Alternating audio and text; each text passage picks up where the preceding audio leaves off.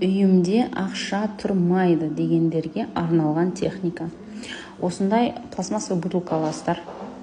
Обязательно пластмассовый болу керек, өйткені бұның ішіндегі суды сіздер қатырасыздар.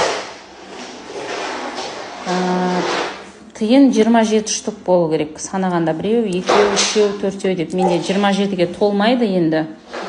Бар тиыным осы екен.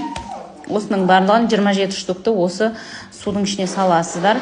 Бұны алып барып морозильникке салып қоясыздар. Қарақат! Таңғырлатпа. Тура видео түсіретін кезде өстіп балашаға қозады ғой, енді не істейсің. 27 штук тиынды осы судың ішіне саласыздар. Толтырмаңыздар, өйткені мұз болып қатқан кезде трещина беріп, бутылкаларыңыз жарылып қалады. Жарылуға болмайды. Суға саласыздар да морозильникке тығып қоясыздар.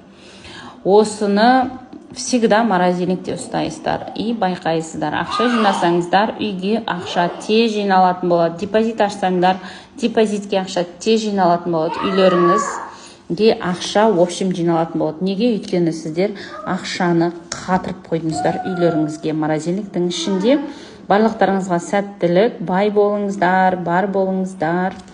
Менен осындай нан сұрамайтын техниканы алып жасап өмірлеріңізді өзгерте беріңіздер. TikTok оқырмандар, барлықтарыңызға сәттілік. Менің инстапар